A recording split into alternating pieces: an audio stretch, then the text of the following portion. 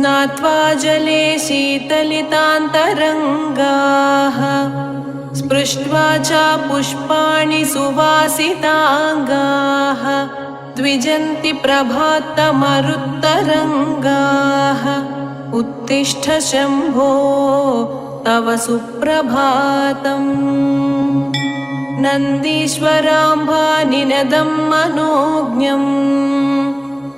वर्षाब्दगर्ज्याम् इव मन्यमानः केकीकुमारस्य करोति मृतम् उत्तिष्ठ शम्भो तव सुप्रभातम् लोकैकबन्धुं प्रसविष्यतीति प्राचीं समर्च्याञ्जलिबद्धहस्त्यैः स्तोतुं भवन्तं मुनयः प्रवृत्ताः उत्तिष्ठ शम्भो तव सुप्रभातम् ब्रह्मादिदेवोदितवेदमन्त्रैः दिग्बालभूषामणिराणिनादैः कोलाहलोद्वारि च सम्प्रभूतः उत्तिष्ठ शम्भो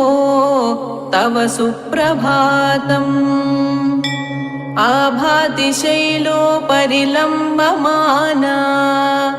मेघालिरेषा गजचर्मनीला नित्येव शाटी हरिणा त्वदर्थम् उत्तिष्ठ शम्भो तव सुप्रभातम् प्राध्यासमन्तात् प्रविकीर्यमाणैः लिप्तोत्यलोकः सितकान्तिपुञ्जैः धत्ते त्वदीयां रुचिराङ्गशोभाम् उत्तिष्ठ शम्भो तव सुप्रभातम्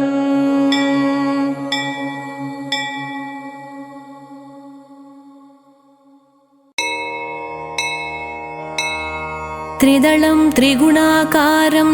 त्रिनेत्रं च त्रियायुधं त्रिजन्मपापसंहारम् एकबिल्वं शिवार्पणम्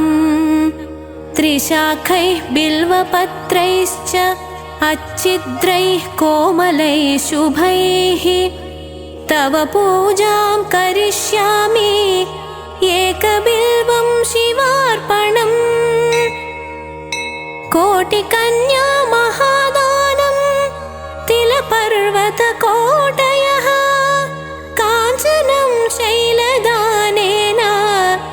एकबिल्वं शिवार्पणम् काशीक्षेत्रनिवासं च कालभैरवदर्शनं प्रयागे माधवं दृष्ट्वा एकबिल्वं शिवार्पणम् इन्दुवारे व्रतं स्थित्वा निराहारो महेश्वराः नक्तं हौष्यामि देवेश एकबिल्वं शिवार्पणम् रामलिङ्गप्रतिष्ठा च वैवाहिककृतं तथा तटाकानि च सन्तानम् एकबिल्वं शिवार्पणम् अखण्डबिल्वपत्रं च आयुतं शिवपूजनं कृतं नाम सहस्रेण एकबिल्वं शिवार्पणम् उमया सह देवेश नन्दिवाहनमेव च भस्मलेपन सर्वाङ्गम् एकबिल्वं शिवार्पणम् सालग्रामेषु विप्राणां तटाकं दशकूपयोः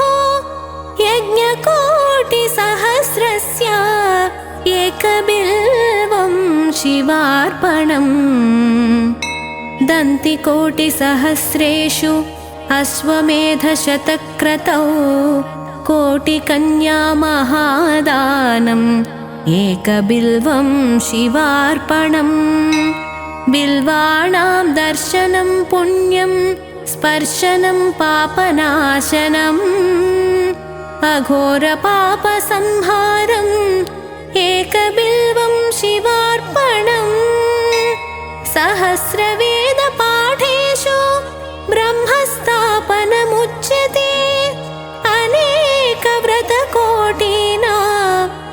एकबिल्वं शिवार्पणम् अन्नदानसहस्रेषु सहस्रोपनयनं तथा अनेकजन्मपापानि एकबिल्वं शिवार्पणम् बिल्वाष्टकमिदं पुण्यं यः पठेत् शिवसन्निधौ शिवलोकमवाप्नोति एकबिल्वं शिवार्पणम्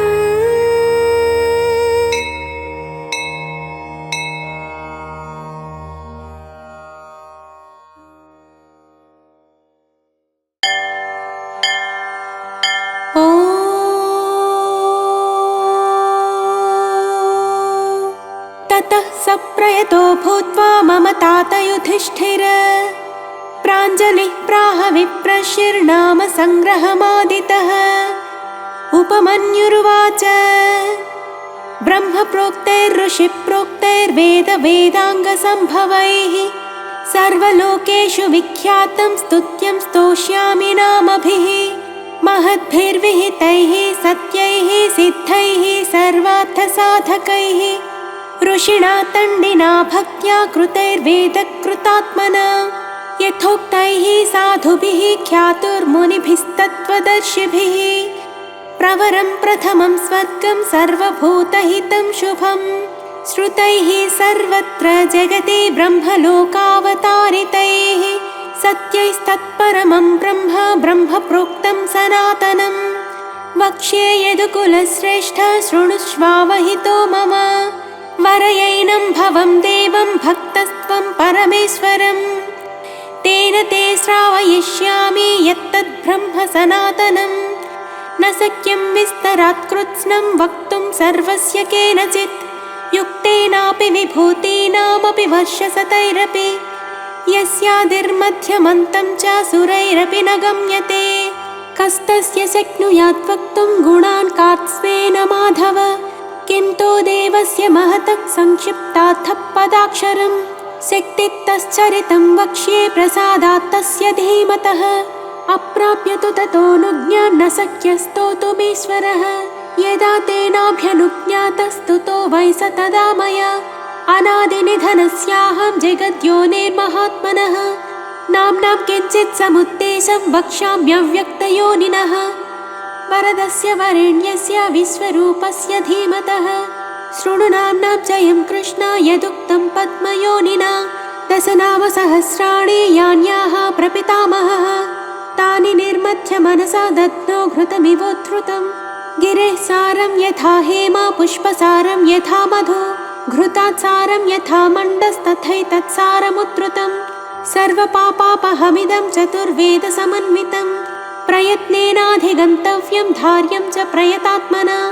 माङ्गल्यं पौष्टिकं चैव रक्षोज्ञं पावनं महत् इदं भक्ताय दातव्यं श्रद्धानास्तिकाय च नाश्रद्धानरूपाय नास्तिकायाचितात्मने यश्चाभ्यसूयते देवं कारणात्मानमीश्वरं स कृष्णनरकं याति सह पूर्वैः सहात्मजैः इदं ध्यानमिदं योगमिदं ध्येयमनुत्तमम् इदं जप्यमिदं ज्ञानं रहस्यमिदमुत्तमम् यं ज्ञात्वान्तकालेऽपि गच्छेत परमां गतिं पवित्रं मङ्गलं मेध्यं कल्याणमिदमुत्तमम् इदं ब्रह्मा पुरा कृत्वा सर्वलोकपितामहः सर्वस्तवानां राजत्वे दिव्यानां समकल्पयत् तदा प्रभृति चैवायामीश्वरस्य महात्मनः स्तवराज इति ख्यातो जगत्यमरपूजितः ब्रह्मलोकादयं स्वर्गे स्तवराजोऽवतारितः सर्वमङ्गलमाङ्गल्यं सर्वपापप्रणाशनं निगदिष्ये महाबाहो स्तवानामुत्तमं स्तवं ब्रह्मणामपि यद्ब्रह्म पराणामपि यत्परं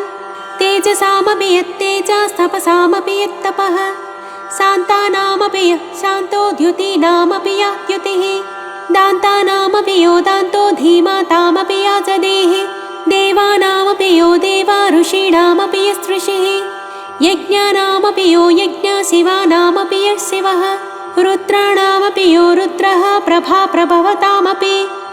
योगिनामपि यो योगी कारणानां च कारणं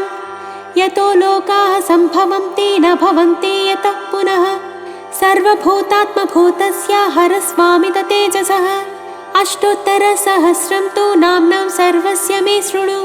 यच्छ्रुत्वा मनुजव्याघ्रा सर्वान् कामान् अवाप्स्यसि। ध्यानम् स्थिरस्थाणुः प्रभुर्भीमः प्रवरो वरदो वरः सर्वात्मा सर्वविख्यातः सर्वकरो भवः जटे चर्मे शिखण्डे च सर्वाङ्गः सर्वभावनः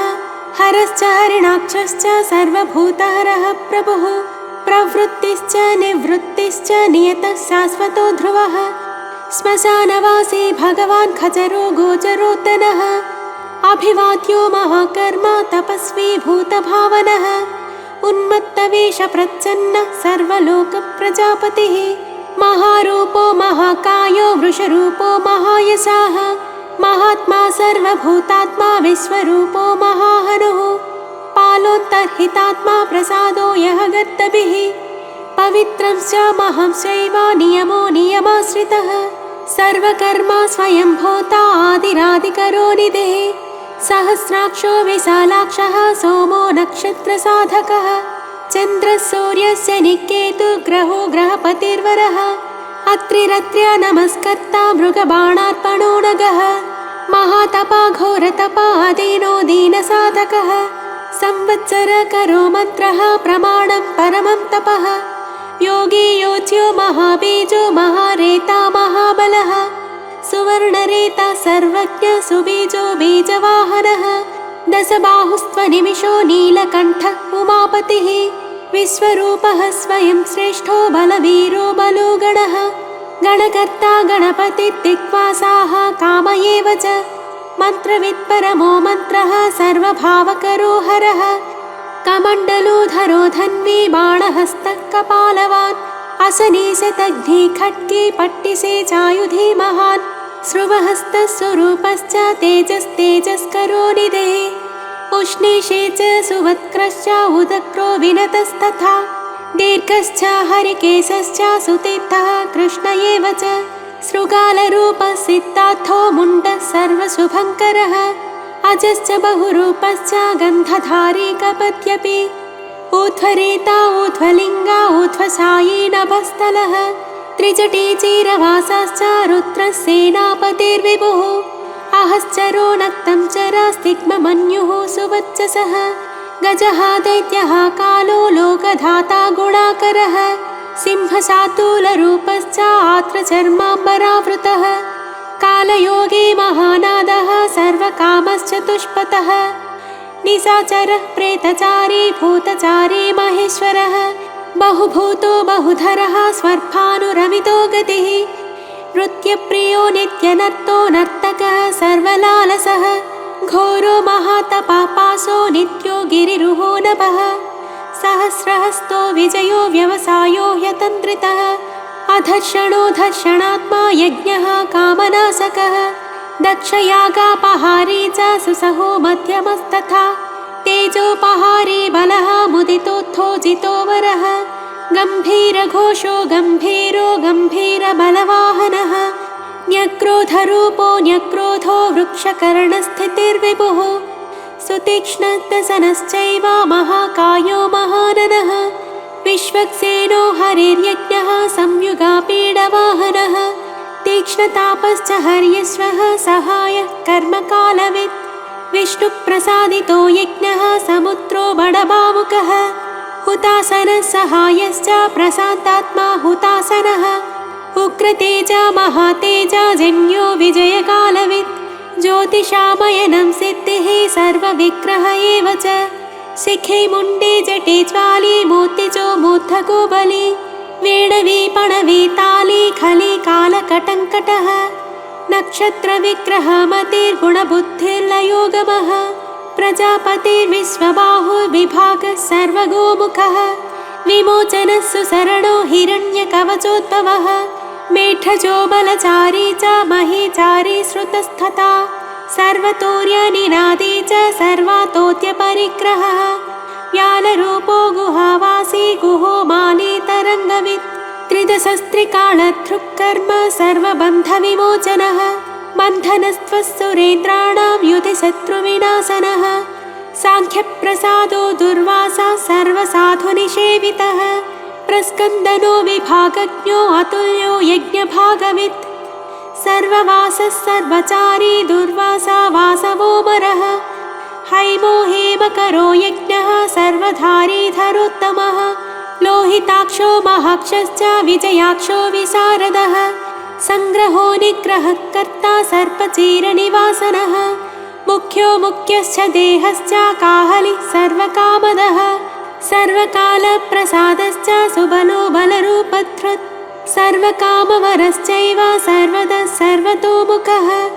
आकाशनिर्विरूपश्च निपाते ह्यवशः खगः रौद्ररूपोऽंशुरादित्यो बहुरश्मिः सुवज्जसि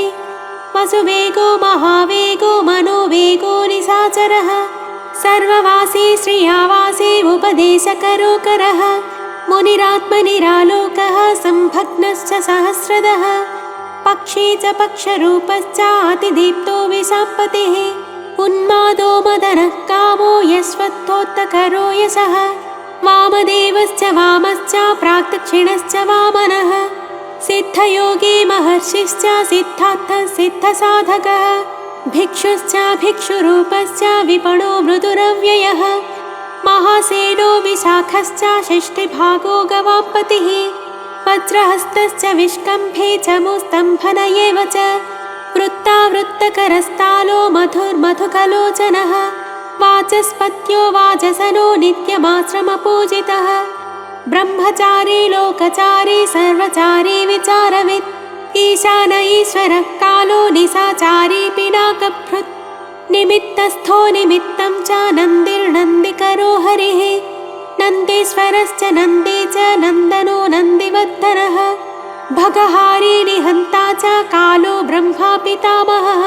चतुर्मुखो महालिङ्गश्चारुलिङ्गस्तथैव च लिङ्गाध्यक्षः सुराध्यक्षो योगाध्यक्षो युगावहः बीजाध्यक्षो बीजकर्ता अध्यात्मानुगतो बलः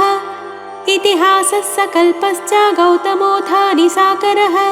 दम्भो ह्यदम्भो वैदम्भो वस्यो वसकरः कलिः लोककर्ता पशुपतिर्महाकर्ता ह्यनौषधः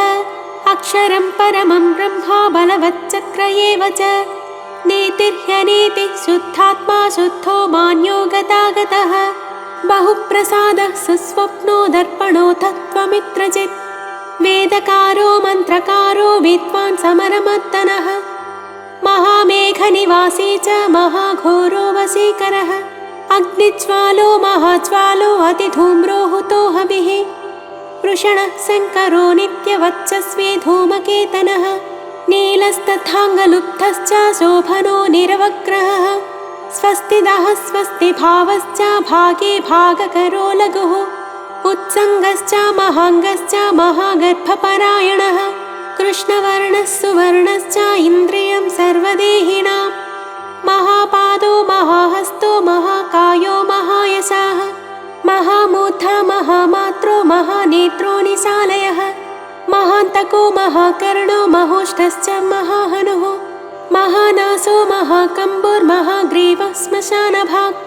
महावक्षा महोरस्को ह्यन्तरात्मा मृगालयः लम्बनो लम्बितोष्टश्च महामायः पयोनिधिः महादन्तो महादंष्ट्रो महाजिह्वो महामुखः महानखो महारोमा महाकेशो महाजटः प्रसन्नश्च प्रसादश्च प्रत्ययो गिरिसाधनः स्नेहनो स्नेहनश्चैव अजितश्च महामुनिः वृक्षाकारो वृक्षकेतुरनलो वायुवाहनः गण्डली मेरुधामा च देवाधिपतिरेव च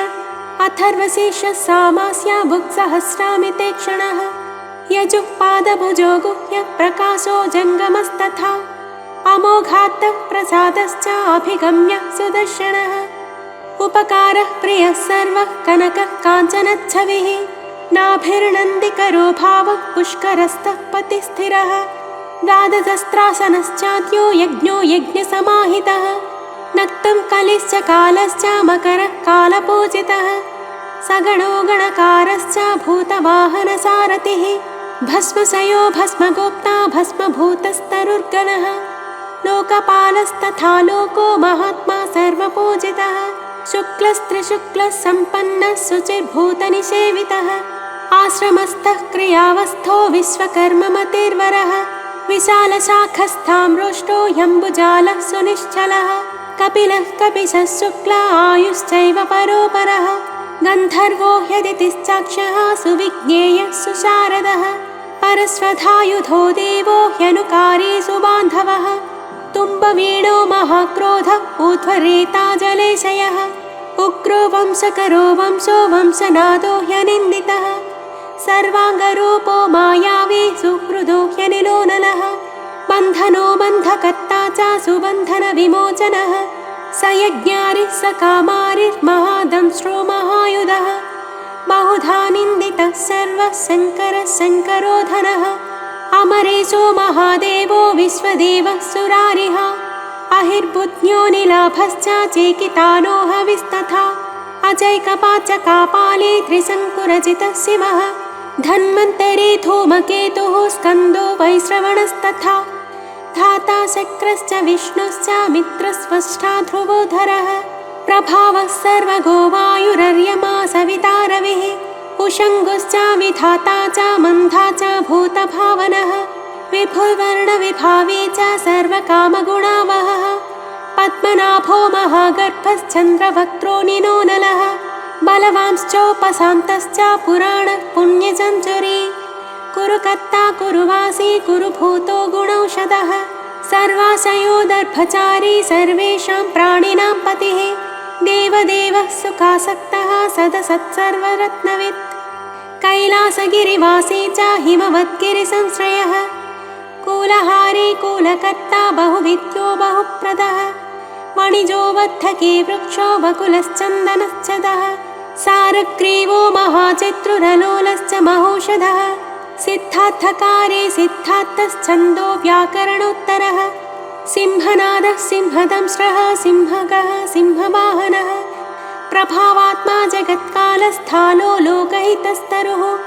सारङ्गो नवचक्राङ्गः केतुमाली सभावनः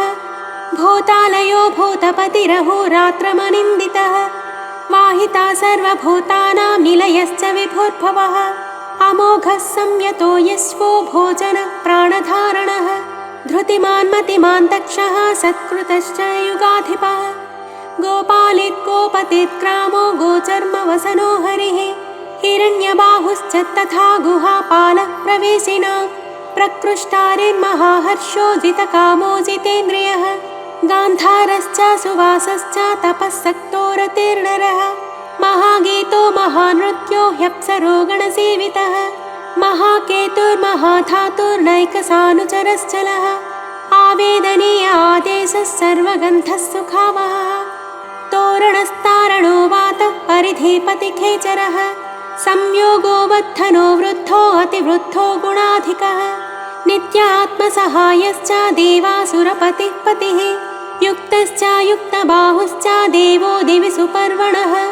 आषाढश्च सुषाढश्च ध्रुवोऽथ हरिणो हरः वपुरावत्तमानेभ्यो वसुश्रेष्ठो महापतः शिरोहारी विमर्शश्च सर्वलक्षणलक्षितः अक्षश्च रथयोगी च सर्वयोगी महाबलः समान्मायो समान्मायस्तीर्थदेवो महारथः नित्येवो जीवनो मन्त्रः सुभाक्षो बहुकर्कशः रत्नप्रभूतो रक्ताङ्गो महार्णवनिपानवित् मूलं विशालो ह्यमृतो व्यक्ताव्यक्तस्तपोनिधिः आरोहणोऽधिरोहश्च शीलधारी महायशाः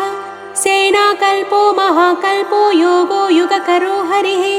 युगरूपो महारूपो महानागहनो वदः न्यायनिर्वपणः पादः पण्डितो ह्यचलोपमः बहुमालो महामालः शशिहरसुलोचनः विस्तारो लवनः कूपस्त्रियुगः सफलोदयः त्रिलोचनो विषण्णाङ्गो मणिविद्धो जटाधरः बिन्दुर्विसर्गः सुमुखः सरः सर्वायुधः सः निवेदनः सुखाजातः सुगन्धारो महाधनुः गन्धपाली च भगवानुत्थानः सर्वकर्मणां मन्थानो बहुलो वायुः सकलः सर्वलोचनः तलस्तालः करस्थाली ऊर्ध्वसंहननो महान् छत्रं सुच्छत्रो विख्यातो लोकः सर्वाश्रयः क्रमः मुण्डो विरूपो विकृतो दण्डी कुण्डी विकुर्वणः हर्यक्षः कुकुभो वज्री शतजिह्वः सहस्रपात् सहस्रमूर्धा देवेन्द्रः सर्वदेवमयो गुरुः सहस्रबाहुः सर्वाङ्गः शरण्यः सर्वलोककृत् पवित्रं त्रिककुन्मन्त्रः कनिष्ठः कृष्णपिङ्गळः ब्रह्मदण्डविनिर्माता शतघ्नेपाशशक्तिमान् पद्मगर्भो महागर्भो ब्रह्मगर्भो जलोद्भवः गभस्थितब्रह्मकृत् ब्रह्मी ब्रह्मविद् ब्रह्मणो गतिः अनन्तरूपो नैकात्मा तिग्मतेजा स्वयंभुवः ऊत्वगात्मा पशुपतेर्वातरम्भा मनोजवः चन्दनी पद्मनालाग्रः सुरभ्युत्तरणो नरः कर्णिकारमहास्रग्वी नीलमौळिः पिनाकधृत् उमापतिरुमाकान्तो जाह्नवीधृतुमाधवः वरो वराहो वरदो वरेण्यः सुमहास्वनः महाप्रसादो दमनः शत्रुः श्वेतपिङ्गळः पीतात्मा परमात्मा च प्रयतात्मा प्रधानधृत् सर्वपार्श्वमुखस्त्रक्षो धर्मसाधारणो वरः चराचरात्मा सूक्ष्मात्मा अमृतो गोवृषेश्वरः साध्यशर्वसुरादित्यो विवस्वान् सवितामृतः व्यासः सर्गः सुसंक्षेपो विस्तरः पर्ययो नरः ऋतुः संवत्सरो मासः पक्षः संख्यासमापनः कलाकाष्ठालवामात्रा मुहूर्ताः क्षपाक्षणाः विश्वक्षेत्रं प्रजाबीजं लिङ्गमाद्यस्तु निर्गमः सदसद्व्यक्त्यमव्यक्तं पिता माता पितामहः स्वर्गद्वारं प्रजाद्वारं मोक्षद्वारं त्रिविष्टपं निर्वाणं साधनश्चैव ब्रह्मलोकः परागतिः देवासुरविनिर्माता देवासुरपरायणः देवासुरगुरुर्देवो देवासुरनमस्कृतः देवासुरमहामात्रो देवासुरगणाश्रयः देवासुरगणाध्यक्षो देवासुरगणाग्रणीः देवातिदेवो देवश्चिर्देवासुरवरप्रदः देवासुरेश्वरो विश्वो देवासुरमहेश्वरः सर्वदेवमयो चिन्त्यो देवतात्मात्मसम्भवः उद्भित्रिविक्रमो वैद्यो विरजो नीरजोमरः ईड्यो हस्तीश्वरो व्याघ्रो देवसिंहो नरश्शवः विबुधोग्रवरः सूक्ष्मः सर्वदेवस्तपोमयः सुयुक्तः शोभनो वज्रे प्रासानां प्रभवो व्ययः गुहः कान्तो निजः सर्गः पवित्रं सर्वपावनः शृङ्गे शृङ्गप्रियो बभ्रो राजराजो निरामयः अभिरामः सुरगणो विरामः सर्वसाधनः ललाटाक्षो विश्वदेवो हरिणो ब्रह्मवच्चसः स्थावराणां पतिश्चैव नियमेन्द्रियवर्धनः सिद्धार्थः सिद्धभूतार्थो चिन्त्यः सत्यव्रतः शुचिः व्रताधिपः परब्रह्मा भक्तानां परमागतिः विमुक्तो मुक्ततेजाश्च श्रीमान् श्रीवर्धनो जगत् ध्यानम् यथा प्रधानं भगवानिति भक्त्या स्तुतो मया यन्न ब्रह्मोदयादेवा विदुस्तत्त्वेन नश्ययः स्तोतव्यमच्यं वन्द्यं च कस्तोष्यति जगत्पतिं भक्त्या त्वेवं पुरस्कृत्य मया यज्ञपतिर्विभुः ततोऽभ्यनुज्ञां सम्प्राप्य स्तुतो मतिमताम्बरः शिवमेभिस्तु वन्देवं नामभिः पुष्टिवर्धनैः नित्ययुक्तः शुचिर्भक्तः प्राप्नोत्यात्मानमात्मना एतद्धि परमं ब्रह्म परं ब्रह्माधिगच्छति ऋषयश्चैव देवाश्च स्तुवन्त्येतेन तत्परं स्तूयमानो महादेवस्तुष्यते नियतात्मभिः भक्तानुकम्पे भगवानात्मसंस्थाकरो विभुः तथैव च मनुष्येषु ये मनुष्याः प्रधानतः आस्तिकाः श्रद्धधानाश्च बहुभिज्जन्मभिः स्तवैः भक्त्या ह्यनन्यमीशानं परं देवं सनातनं कर्मणा मनसा वाचा भावेनामिततेजसः शयाना जाग्रमाणाश्च व्रजन्नुपविशंस्तथा उन्मिषन्निमिषंश्चैव चिन्तयन्तः पुनः पुनः शृण्वन्तः श्रावयन्तश्च कथयन्तश्च ते भवम् स्तुवन्तस्तूयमानाश्च तुष्यन्ति च रमन्ति च जन्मकोटिसहस्रेषु नानासंसारयोनिषु जन्तो विगतपापस्य भवे भक्तिः प्रजायते उत्पन्ना च भवे भक्तिररण्या सर्वभावतः भाविनः कारणे चास्य सर्वयुक्तस्य सर्वथा एतद्देवेषु दुष्प्रापं मनुष्येषु न लभ्यते निर्विघ्नानिश्चला रुद्रे भक्तिरव्यभिचारिणी तस्यैव च प्रसादेन भक्तिरुत्पद्यते नृणाम् येन यान्ति परां सिद्धिं तद्भावगतचेतसः ये सर्वभावानुगताः प्रपद्यन्ते महेश्वरम् प्रपन्नवत्सलो देवः संसारात्तान् समुद्धरेत् एवमन्ये विकुर्वन्ति देवाः संसारमोचनम् मनुष्याणामृते देवं नान्या शक्तिस्तपोबलम् इति तेनेन्द्रकल्पेन भगवान् सतसत्पतिः कृत्तिवासस्तुतः कृष्णातण्डिना शुभबुद्धिना स्तवमेतं भगवतो ब्रह्मा स्वयमधारयत् गीयते च स बुध्येता ब्रह्मा शङ्करसन्निधौ इदं पुण्यं पवित्रं च सर्वदा पापनाशनं योगदं मोक्षदं चैव स्वर्गदं तोषदं तथा एवमेतत् पठन्ते या एकभक्त्या तु शङ्करम् या गतिः साङ्ख्ययोगानां वज्रन्त्येतां गतिं तदा स्तवमेतं प्रयत्नेन सदा रुद्रस्य सन्निधौ आप्तमेकं चरेद्भक्तः प्राप्नुयादीप्सितं फलम् एतद् रहस्यं परमं ब्रह्मणो हृदि संस्थितम् ब्रह्मा प्रोवाच शक्राय शक्रः प्रोवाच मृत्यवे मृत्युः प्रोवाच रुद्रेभ्यो रुद्रेभ्यस्तण्डिमागमत् महता तपसा प्राप्तस्तण्डिना ब्रह्मसत्मने तण्डिः प्रोवाच शुक्राय गौतमाय च भार्गवः वैवस्वताय मनवे गौतमः प्राह माधव नारायणाय साध्याय समाधिष्ठाय धीमते यमाय प्राह भगवान् साध्यो नारायणोच्युतः नाचिकेताय भगवानाह वैवस्वतो यमः मार्कण्डेयाय वाष्णेय नाचिकेतोऽभ्यभाषत मार्कण्डेयान्मया प्राप्तो नियमेन जनार्दन तवाप्यहममित्रज्ञस्तवं दद्यां ह्यविश्रुतं